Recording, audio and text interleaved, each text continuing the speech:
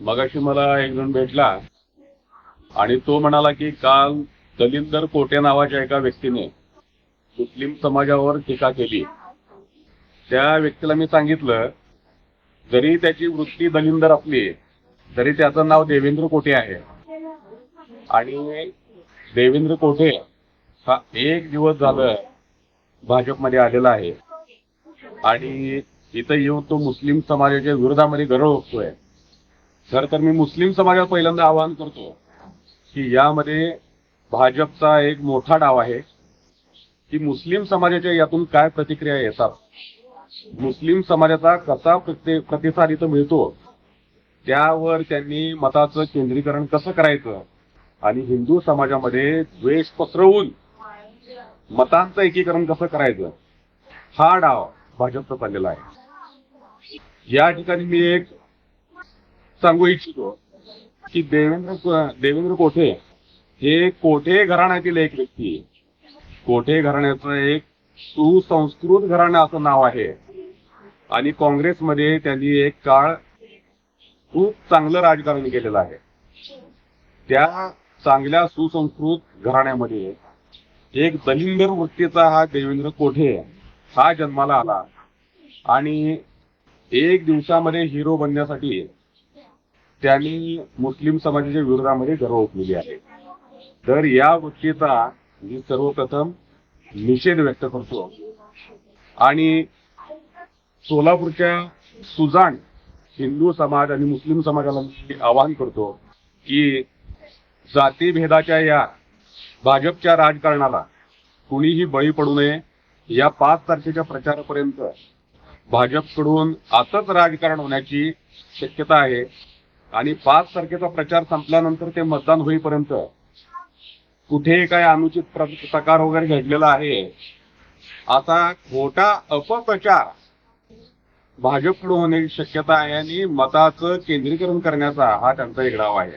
त्यामुळे जातीपातीचं राजकारण हे सोलापूरमध्ये आजपर्यंत कधी घडलेलं नव्हतं.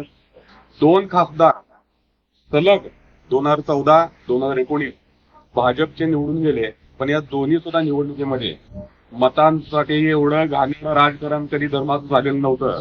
हे भाजपनं यावेळेस केलं. भाजपला त्यांची हार पक्की दिसत आहे.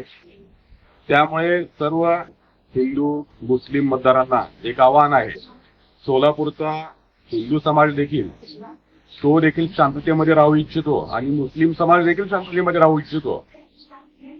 सुजाण नागरिक जे आहेत ते जातीपातीच्या राजकारणाला भीक घालत नाहीत. त्यांना शांततेत राहायचं आहे आणि आपलं आयुष्य नीट जगायचं आहे. त्यामुळे भाजपच्या ह्या अशा कृत्यामुळे हिंदू समाज देखील भाजपपासून दूर जाण्याची चिन्ह आता दिसत आहेत.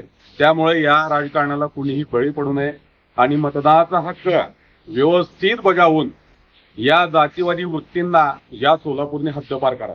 नई जिंदगी बांगलादेशी राहतात नई जिंदगीचा मी गेली 33 वर्ष झालं नागरिक आहे. या नई जिंदगीमध्ये 50% हिंदू आणि 50% मुस्लिम अशा प्रकारे लोकसंख्या आहे. पूर्वी जी 60% हिंदू लोकसंख्या होती ती 10% कमी झाली.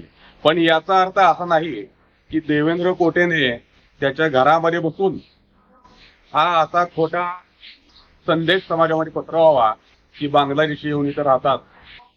इथं राहणारे जे नागरिक आहेत ते गेल्या 30-40 वर्षापूर्वीपासून नई जिंदगीमध्ये राहतात. केवळ आणि केवळ मतांसाठी हे घाणेरडं राजकारण, जे दलिंदर राजकारण हा देवेंद्र कोटे करतोय, याला कुणीही बळी पडू नये ही या सोलापूरच्या सर्व हिंदू मुस्लिम समाजाला माझी नम्रतेची विनंती आहे. भाजपचे उमेदवार राम सातपुते हे फक्त 2 समाजात तेढ निर्माण करण्याचेच भाषण करत आहेत आणि अशा प्रकारेच निवडणूक ती लढवण्याचं सध्या त्यांचं हे चालू आहे. तर त्यांना काय संदेश द्याल? राम सातपुते हे उपरे उमेदवार आहेत हे पहिल्या दिवशीपासूनच लोकांना माहीत आहे. ते एक सुशिक्षित व्यक्ती आहेत हे जरी सांगत असले तरी त्यांच्या डोक्यामध्ये RSSची जातीवादाची कीड आहे हे त्यांनी त्यांच्या वेगवेगळ्या वक्तव्यामधून वारंवार सिद्ध केलेलं आहे. त्यामुळे मला तर काय वाटत नाही की राम सातपुतेंना या सोलापूरमध्ये काय आता यानंतर भवितव्य असेल. त्यांनी हे घाणेरडं राजकारण थांबवावं. सोलापूरकरांनी त्यांना रामराम म्हणण्याची आता वेळ आलेली आहे. सोलापूर जर शांत व्यवस्थित पाहिजे असेल तर धर्मनिरपेक्ष पक्षाला सोलापूरने निवडून देणं हे खूप गरजेचं आहे.